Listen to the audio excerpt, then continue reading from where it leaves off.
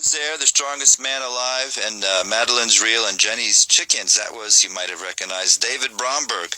David Bromberg's band's new CD is called Only Slightly Mad, and David's going to be at the Broward Center on January 24th. Before that was Rory Block with an old Charlie Patton tune, The Boll Weevil Blues, from her album called Confessions of a Blues Singer. This is folk and acoustic music. My name is Michael Stock, and Cheap Trills is in the studio. This is a first for me because Cheap Trills is a musical improv group, and so welcome everybody to WLRN and Folk and Acoustic Music. Thank you. Thanks, Michael. Thanks, Michael. So I assume since you're a musical improv group, you have no idea what you're going to sing. Well, we left the lyrics in the car. We're kind of stuck. We have poor memories is the thing. Yeah. We do. So how did this happen? How did this musical improv group be created? Was it created? Sheri started it. Sheri? It's my fault. Sure. I know. I have to have a little admission here that I trained as a improv actor with Just the Funny, I guess a year or so ago, and I met most of you there. So I'm not doing that at the moment, but Sheri, I know you from doing the improv, but this is not what I did. You didn't do musical improv. No, I think I recall trying to talk you into it right about the time that you got finished with classes, and you said no way. But the offer's still on the table. Okay. You tried to talk everybody into it, and we're the ones who fell for it. Oh, yeah, good. you fell for my trick. So, well, Sheri, then what's your background in improv? Well, I studied improv at Chicago Second City and the Improv Olympic with Josh here, my husband, and also fellow improviser.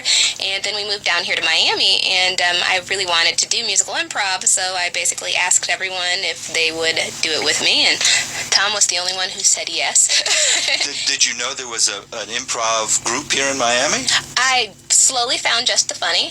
Yeah, she was actually part of it for a while before she said, let's do some musical improv. So Cheap Trills is really the musical improv arm of Just the Funny Theater. I have to admit, when you do improv, you do some singing. So I found myself singing a little bit, even though I don't have a singing voice. You kind of you don't have to have a great singing voice if you're doing improv. We prove that every week. Yes, that is true. That's a I great remember thing. my first exposure to Cheap Trills when I went to their show. They perform once a month where they get us audience suggestion, and then we make a musical based on the audience suggestion. I remember watching that and thinking, never in a million years. And now here you are. Classes, and here I am. Just the idea of making up something off the spot. Nothing's planned. We have nothing rehearsed. We're going to get a suggestion, and we're going to do it off the top of our heads. Yeah. Very frightening for a musician or someone who sings to even attempt. Really? Well, that is kind of frightening, not knowing what's going to happen, and then going on stage and making it happen. Yeah. So Carolyn, you're new to this. I've been doing improv for Tom was my teacher, and so I went through the classes, but I've been playing music for about 20 years. But the idea of actually doing something that I've never rehearsed and that we haven't discussed or planned, and just off the top of our heads, is like magic. That's what keeps you coming back. You're like, how did that just happen? So it's fun. It's like play. And Tom and Eric are the ones with the guitars here. Is this more or less the setup when you perform? No, never. Actually, no. In fact, usually our accompanist is Joe White, our good friend Joe White. He's a gifted keyboard player. Very gifted. So and you've got to be even more gifted than normal to be a keyboard player with an improv troupe, because you're really one of the troupe, and you've got to have the timing and all that. So we normally do it with a piano keyboard thing, and sometimes we'll throw in a guitar for an accent, but this is rare for us. We couldn't wheel the piano into the studio here, so And I guess the agreement was that it's a folk music show, so it had to I don't know what kind of parameters they are, but so we're limiting the amount of chords that we use. I heard when Dylan went keyboard, it just ruined his career. I see, right. And so you perform once a month, is that what I hear? At least, yes. Is doing musical improv more difficult than straight ahead improv? I think so. We definitely think it's Very more much. difficult. Yeah, absolutely. We make it look really difficult. We sing, we dance, and we have to think at the same time. No, there's a lot of moving parts, and there's a lot of different kinds of musical improv, and we try to do them all. And it's not easy to get it all to come together. But somehow we manage. It's a lot of work. It's I think we bat our heads against the wall more often in musical improv than in any other kind of improv. Is it like at the end of the show you're relieved when the show's over? Are you happy at the results? We're usually fired up. It's a very empowering thing, and when we're done, we're usually on a great high, like a runner's high almost after the show. We could probably do an entire second show if people would stick around. We're pleasantly surprised Yeah, every we're show. completely surprised that it went well. Like, how could this possibly have happened? And we've never failed. It's amazing. And we sit, you know me, I sit backstage before the show and I'm like, this is never going to work. Why did I get this? Let's just get on and off the stage. Either Tom or I melt down before every show. Right. Usually They Tom, take turns. but we do take turns. And then when you're on the stage, you're just in a space of like nirvana. It's like you don't know what's going on around you. You don't care. It's just happening, and it's happening to you. And then when it's over, it's like, I guess we kind of squeaked by, didn't we? Does that feeling ever end? Do you ever get confident enough to know that you don't get nervous before? No. Until the moment you walk into a radio station and stand in front of a few microphones. And doing it live. That's right. Yeah. Okay, so let's do it. What do you do? How do you do it? Well, Go ahead. we need a suggestion from you. You need doesn't have to be Just do any word. A word, a thing, an object. envelope comes to mind. Envelope. That's the one. Very good. Envelope. Okay. So we're going to do a protest song about an envelope. There is cheap Trills. Thank you. There you go. All our fates are sealed. All our fates are sealed.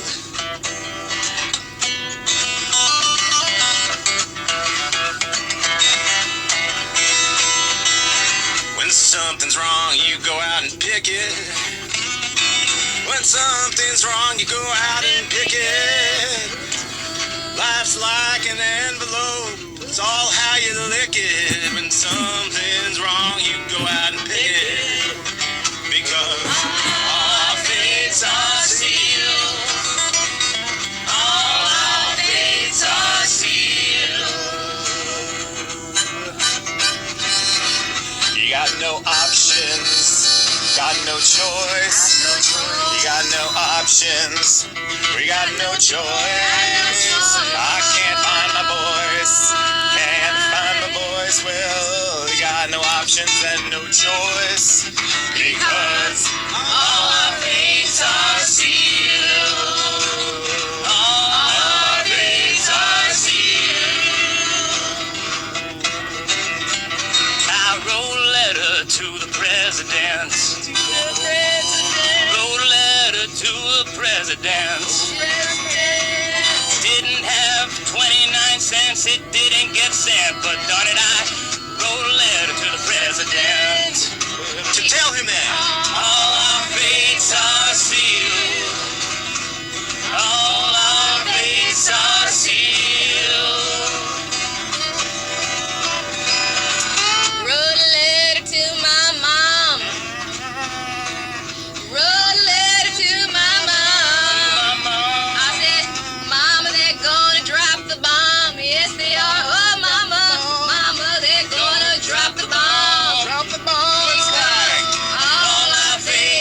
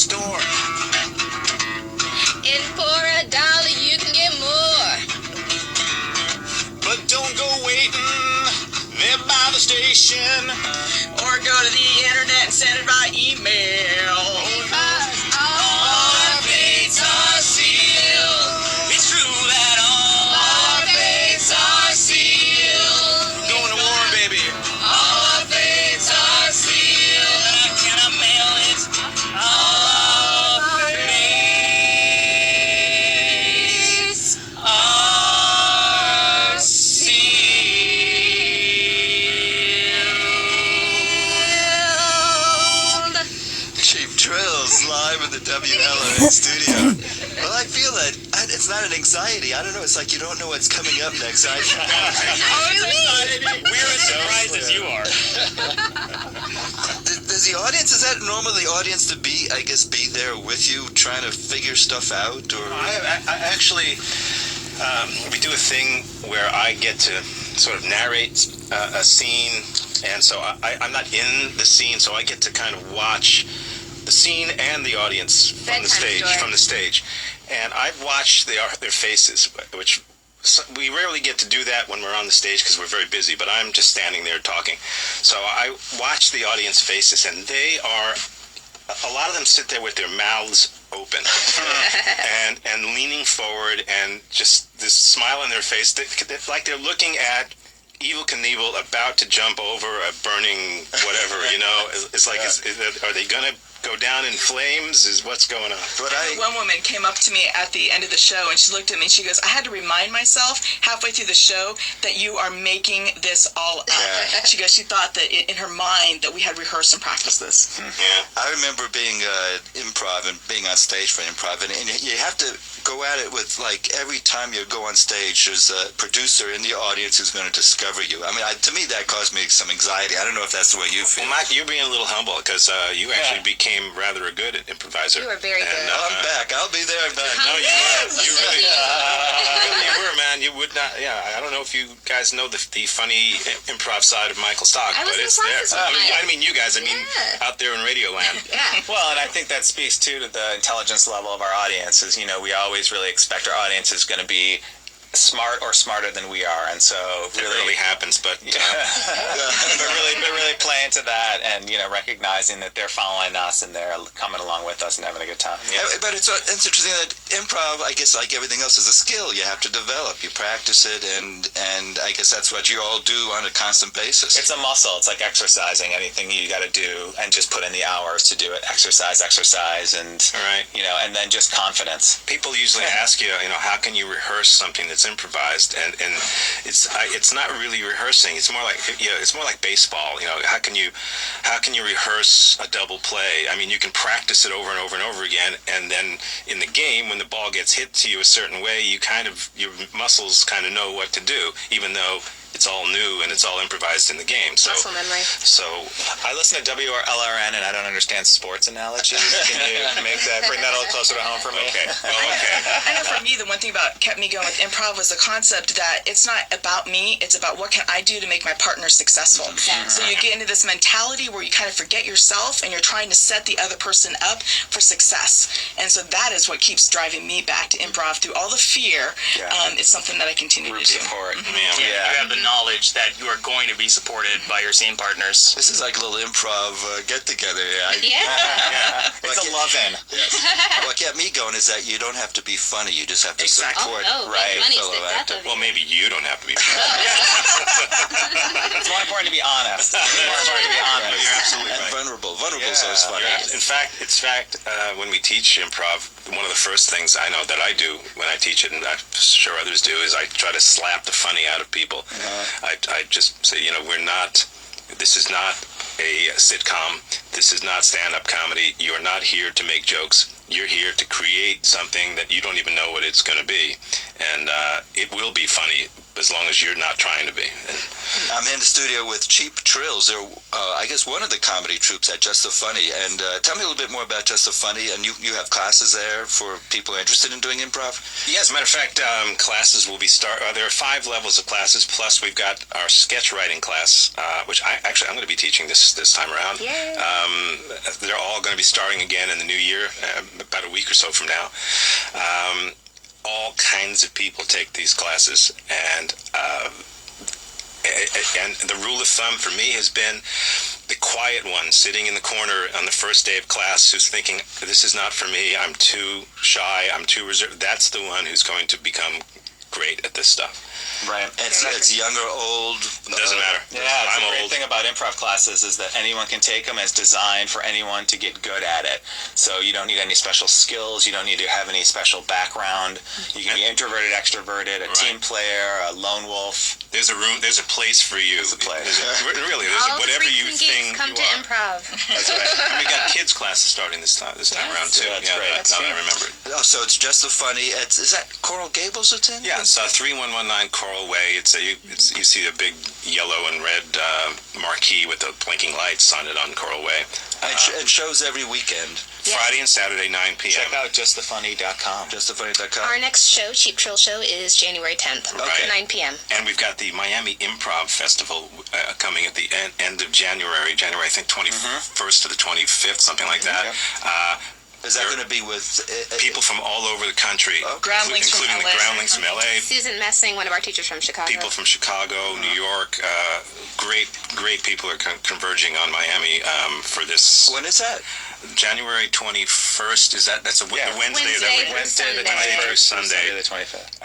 And it's going to be every night, all night. So it's something that Miamians don't often get a chance to do, is go to an improv festival. They're all over the country, but now we're bringing it back here. How exciting! That It is great. very. Yeah. And so more information at justthefunny.com. Absolutely. So, great. Well, let's have one more made-up song.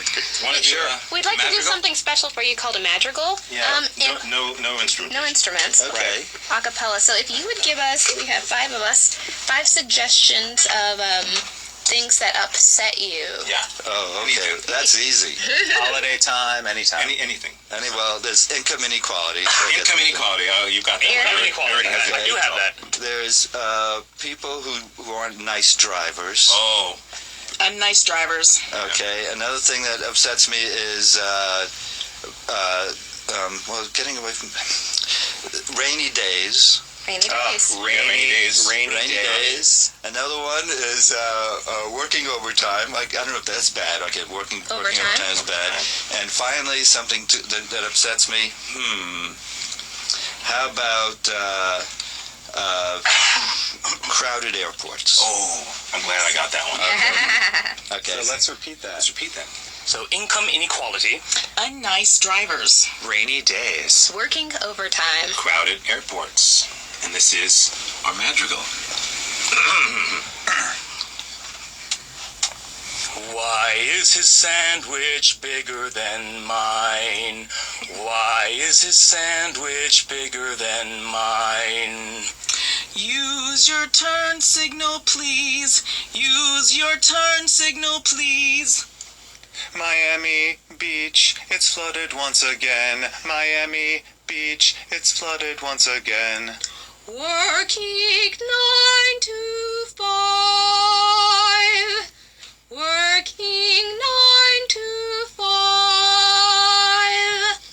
Why can't they make the announcements in English?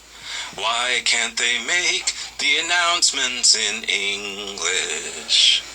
Why is his sandwich bigger than mine? Why is his sandwich bigger than mine? Why is his sandwich bigger than mine? Why is his sandwich bigger than mine? Miami Beach, it's flooded once again. Miami Beach, it's flooded once again. Miami Beach, it's flooded once again. Miami Beach, it's flooded once again. It's just a shampoo. It's not a bar. It's just a shampoo. Let's stop. Why do I have to? It's just a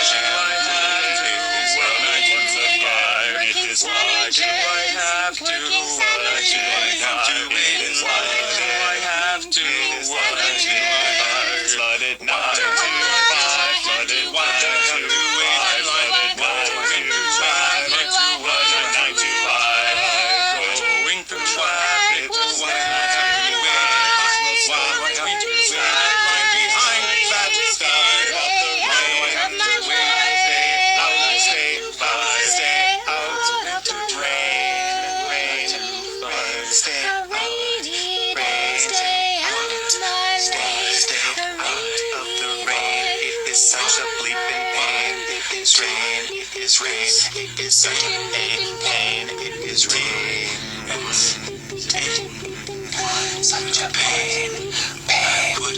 Just the pain, the pain, the pain, the pain, just such a pain, the pain, the pain, the pain.